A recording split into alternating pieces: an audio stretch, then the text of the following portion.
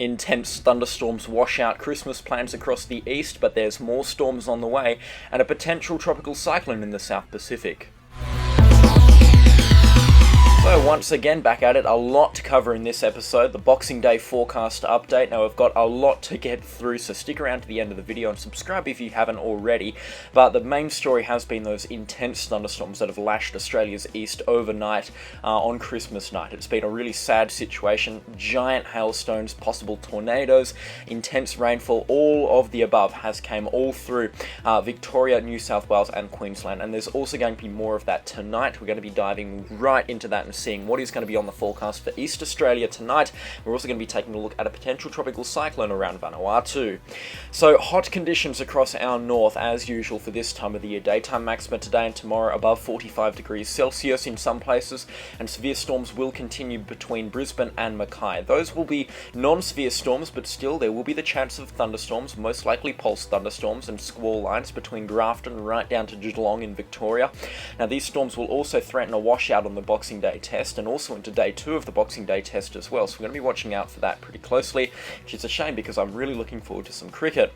Looking across the rest of the Pacific, there's going to be showers across the majority of New Zealand for the next 2 to 3 days, but it looks like it's going to be fine conditions up in Vanuatu and across to Fiji and also up into PNG as well. So now we're going to take a look at that cyclone forecast in the South Pacific. It's a low 10% chance of formation around that Vanuatu area. Now that has been knocking around for a little bit now. Some forecast models have it, others don't. The Access G3 is still pretty bullish with their cyclone. It's calling for a Category 1 strength cyclone at some point in its life. But the GFS and the Eastern Relief has since dropped it. So we're going to be watching that location very closely, but I'm not expecting a cyclone of any significant magnitude to form, and if something does form, it's going to remain fairly weak, that's for sure. I'm going to take a look at temperature at this time from the Access G3 model. You can see very hot conditions across the centre of Australia, and then just average conditions across the rest of the country. Slowing it down for New Year's Eve, you can see it looks like it's going to be mild around Sydney and Melbourne for those famous New Year's fireworks across Sydney, but hot conditions elsewhere across the nation. In fact, Perth is going to have a very mild night. It might be 30 degrees as the clock ticks to 2024, but then through into the first day of 2024, we're looking out for a pretty warm day, especially across the south. Perth 36, Melbourne up to 30 degrees Celsius, and then for Brisbane and the rest of Queensland looking fairly nice as well at around 30 degrees Celsius through there. Sydney might be a little bit cooler, and same with Tasmania. Now taking a look at rainfall for the next 10 days across Australia, we're looking out for just that summer pattern, the thunderstorms across the east and across our centre and our north. Again, for New Year's, we're going to slow it down here and really dive into the nitty gritty. You can see a little bit of rain in the southwestern corner of Western Australia before New Year's Eve. Those intense thunderstorms fire up again across northern New South Wales and into southeast Queensland. Now, it looks like the worst of those storms do miss the Sydney metro area, which is great news for fireworks lovers and fireworks goers, but it does look like there could be a couple of showers around there. So we're going to watch this forecast closely as well. We're bringing you the latest on the Australian channel, but it does look like there is a chance of a complete washout on those fireworks at this time, which is very sad news indeed. Now we'll just briefly take a look at the cyclone forecast. You can see something does spin itself up, that centre of low pressure towards the northeast of Vanuatu. Now that does look like it could become something very weak around sort of Wednesday the 3rd of January. Again, we'll be watching it closely because it could spin itself up in the Coral Sea in around 12 to 14 days time, but at this time it doesn't look like it's going to be a significant cyclone threat. I'm just going to end off this part of the video before we jump over to the forecast models with a satellite loop of these intense thunderstorms that have lashed Australia's east. Now yellows and reds are the intense thunderstorms, blacks up in the tropics are intense thunderstorms as well. This is cloud top temperature, so this gives an idea of how cold the thunderstorms were, which is how tall those thunderstorm clouds are, which is basically how strong they were. And you can see those were brutal thunderstorms that moved north of Canberra and south of Sydney.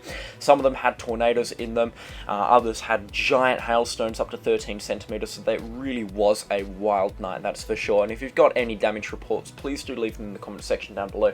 I can't wait to read and respond to all of them. And I'm going to take a look at the forecast models over on windy.com, so stay tuned for that. Alright, so starting off with a look of the national picture at this time, you can see we've got some thunderstorm activity. Some of these are some fairly strong thunderstorms towards our south around Victoria and New South Wales. And we're also looking out for some thunderstorm activity across the central Queensland coastline. Now, the big story in terms of lightning activity still remains in our tropics in the Gulf of Carpentaria and around Darwin area. We can also see some isolated thunderstorms around Esperance and Albany of Western Australia. But apart from that, we're not looking out for strong thunderstorms right now. The real deal is going to be later on today. You can see the low pressure system that's been causing this thunderstorm activity across the Christmas period, currently centred over southern New South Wales, about 150 kilometres towards the east-northeast of Mildura. And we're looking out for this low pressure system to drive some pretty intense thunderstorms across Brisbane today. Oh, not Brisbane, Queensland rather. Right now, however, it is driving the thunderstorm activity around Melbourne. Now, this is a little bit of a problem because it could cause rain showers for the Boxing Day test, which is sad because I've been looking forward to some cricket action for quite a while now, and I really don't want it to be a washout. I don't know about you. But we're looking out for some strong thunderstorms still around here, around the extreme southern and eastern extremities of Victoria. We could be seeing some heavy rain showers throughout there for the next couple of hours. Now, tonight, outside of Sydney, and across much of the New South Wales Great Dividing Range and coastline, we're not looking out for significant thunderstorms. There could be a couple of pulse thunderstorms fire outside of Sydney around Penrith, but we're not looking for severe warned thunderstorms, which is great news because I bet they are fed up with severe activity. Now, what is where the severe thunderstorms are going to be is going to be outside of Huandon, Charters Towers, basically anywhere between Bundaberg up towards Townsville or Cardwell on the Queensland coastline. It looks like an organised squall line is going to develop inland. Now, there could be embedded supercells in these thunderstorms. They don't look like they're going to reach the coast, but inland communities could get drenched with heavy rainfall, damaging winds, and large hailstones. So we're going to be watching out for that pretty closely, and there may be live coverage on the Australian Channel. Once again, up in the top end of the Northern Territory, or the northern extremities of the Northern Territory, we're looking out for just those evening pulse thunderstorms, and then nationwide looking hot in Australia's centre and fairly dry, especially across the west. Those drought conditions do continue. Now, for the next couple of days, it's a very similar pattern, just those evening thunderstorms, evening pulse thunderstorms across Australia's east and north, but they look like they're not going to be severe beyond this evening. It looks like we get a run of non-severe thunderstorms until what looks to be about New Year's Eve.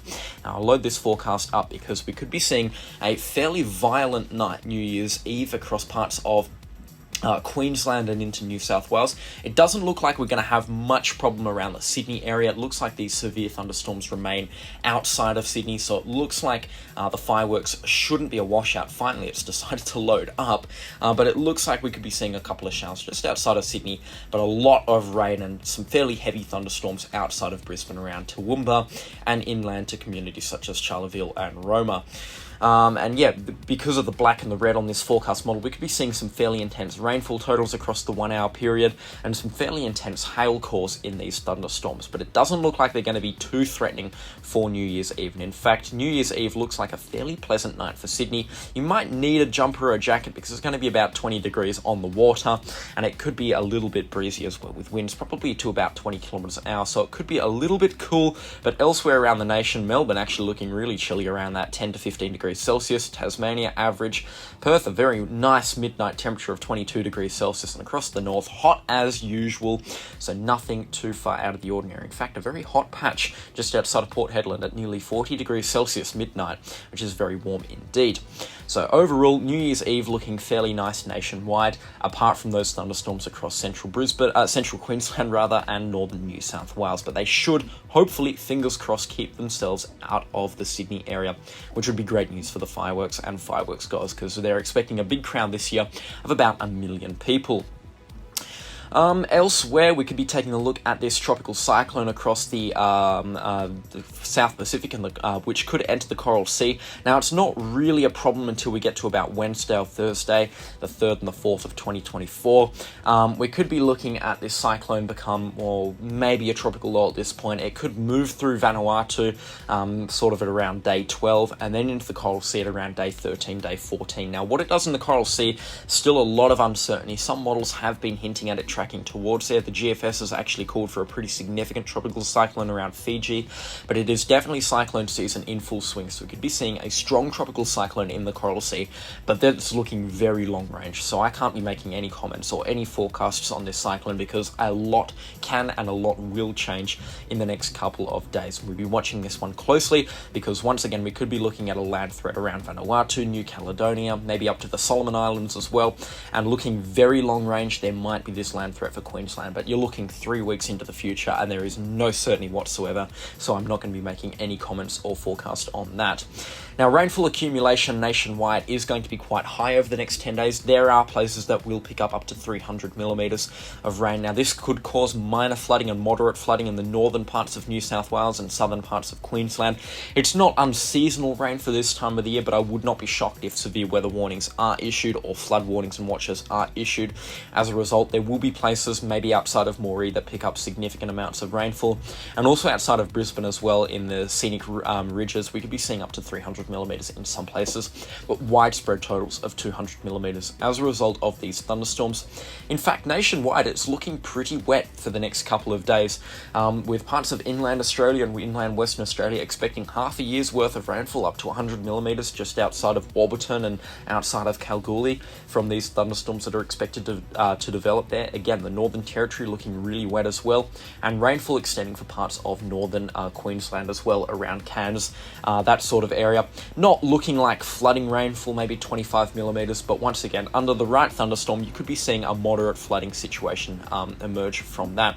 And in fact, the only capital city that remains dry is, surprise, surprise, Perth, with drought conditions really starting to develop there. And I'm telling you, we have not had a significant amount of rainfall since probably September, and it's really starting to get to me, and I imagine a lot of other people as well, because I miss the rain something bad.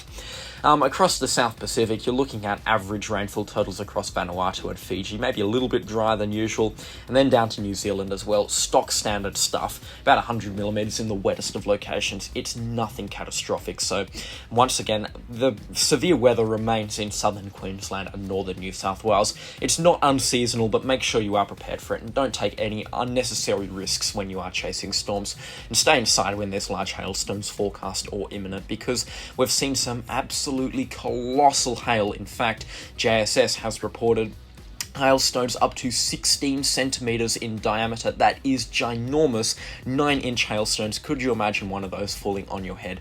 That is some really, really scary stuff indeed.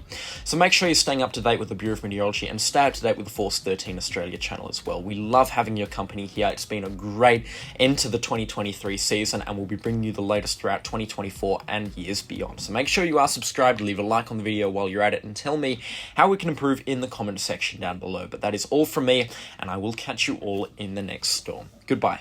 Thank you for watching our content this update. If you enjoyed it, be sure to subscribe to get more updates covering all things weather and geophysics impacting Australia and the Oceania region. Subscribe to our other channels for more content from across the network, and be sure to check out our website where you can find free access to floater and radar imagery and articles on everything weather and much more. If you wish to support us directly, you can purchase some of our merchandise.